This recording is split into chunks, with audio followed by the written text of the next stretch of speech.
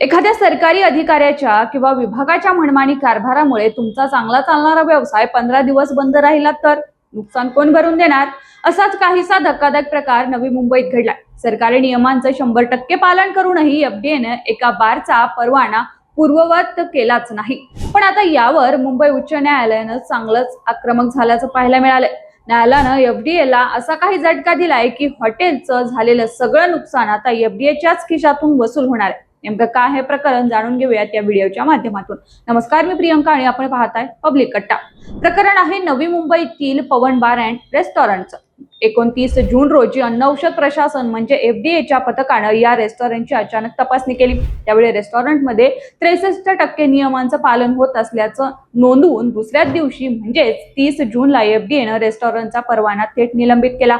यावर रेस्टॉरंट मालकानं त्रुटी दूर केल्या आणि 14 जुलै रोजी एफडीएने पुन्हा तपासणी केली. या पूर्व तपासणीत हे रेस्टॉरंट 100% नियमांचं पालन करत असल्याचा अहवाल खुद्द एफडीएच्या अधिकाऱ्यांनी दिला.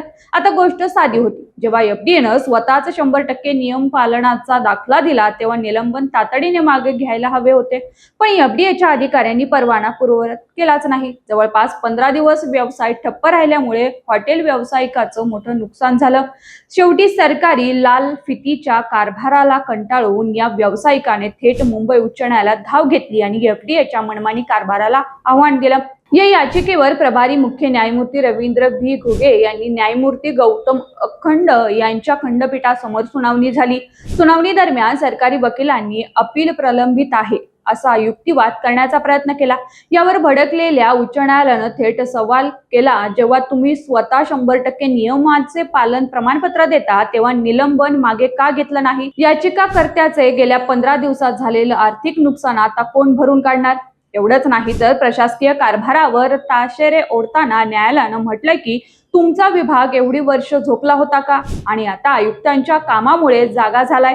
पण जर या प्रकरणात न्यायालय गप्प राहिलं तर तो कर्तव्यात कसूर ठरेल.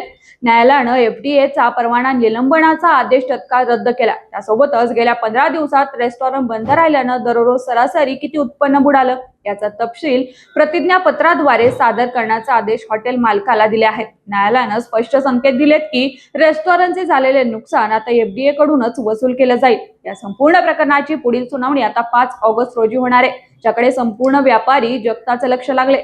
सरकारी अधिकाऱ्याच्या अशा मनमानी कारभारामुळे सामान्य व्यावसायिकांना अनेकदा नाहक त्रास सहन करावा लागतो. अशा वेळी उच्च न्यायालयानं दिलेला हा दणका नक्कीच एक मोठा धडा ठरणार आहे. न्यायालयाच्या या निर्णयाबद्दल तुम्हाला काय वाटतं? सरकारी विभागांच्या मनमानीवर अशीच दंडात्मक कारवाई व्हायला हवी का? तुमचं मत कमेंट करून नक्की सांगा आणि अशाच अपडेटसाठी पब्लिक कट्टाला फॉलो करायला विसरू नका.